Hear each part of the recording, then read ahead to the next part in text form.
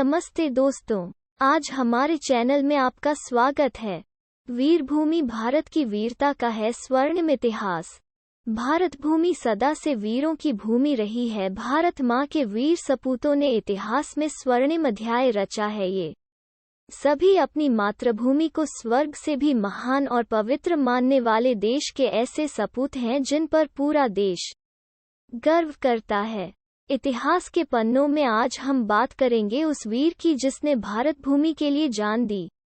खूब लड़ी मर्दानी, वो तो झांसी वाली रानी थी। इतिहास के पन्नों में आज हम बात करेंगे उस वीरांगना की जिसने भारत भूमि के लिए जान दी।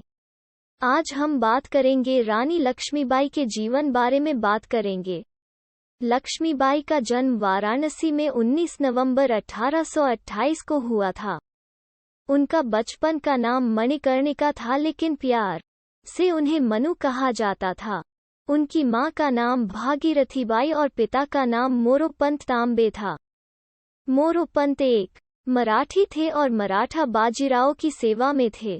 माता भागीरथीबाई एक सुसंस्कृत, बुद्धिमान और धर्मनिष्ठ स्वभाव की थी। तब उनकी मां की मृत्यु हो गई। क्योंकि घर में मनु की देखभाल के लिए कोई नहीं था, इसलिए पिता मनु को अपने साथ पेशवा बाजीराव द्वितीय के दरबार में ले जाने लगे, जहां चंचल और सुंदर मनु को सब लोग उसे प्यार से छबीली कहकर बुलाने लगे। मनु ने बचपन में शास्त्रों की शिक्षा के साथ शस्त्र की शिक्षा भी ली।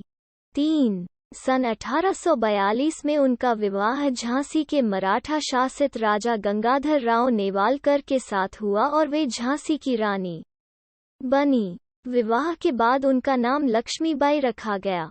Press the bell icon on the YouTube app and never miss another update.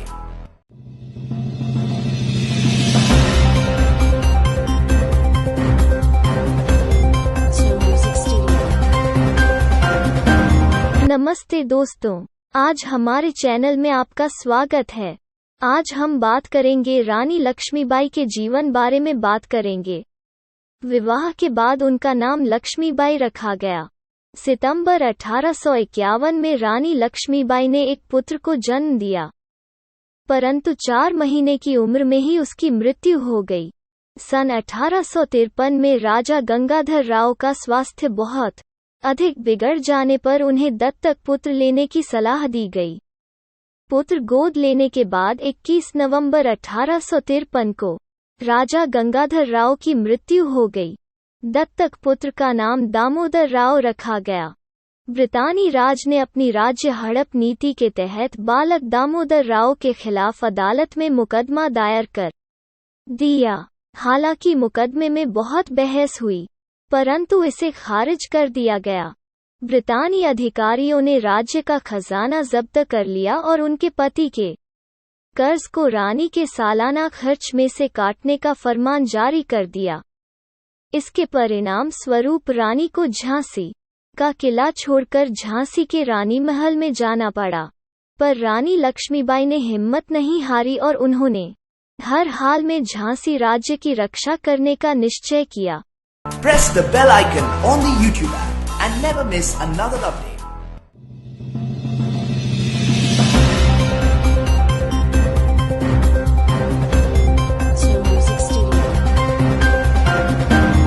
नमस्ते दोस्तों, आज हमारे चैनल में आपका स्वागत है।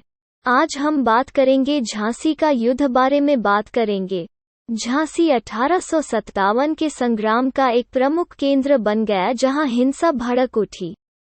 रानी लक्ष्मीबाई ने झांसी की सुरक्षा को सुदृढ़ करना शुरू कर दिया और एक स्वयंसेवक सेना का गठन प्रारंभ किया। इस सेना में महिलाओं की भर्ती की गई और उन्हें युद्ध का प्रशिक्षण दिया गया। साधारण जनता ने भी इस संग्राम में सहयोग दिया। झलकारी बाई, जो लक्ष्मीबाई की हमशक्ल थी, को उसने अपनी सेना में प्रमुख स्थान दिया। 1857 के सितंबर तथा अक्टूबर के महीनों में पड़ोसी राज्य ओरछा तथा दतिया के राजाओं ने झांसी पर आक्रमण कर दिया। रानी ने सफलतापूर्वक इसे विफल कर दिया। 1858 के जनवरी माह में ब्रितानी सेना ने झांसी की ओर बढ़ना शुरू कर दिया और मार्च के महीने में शहर को घेर लिया।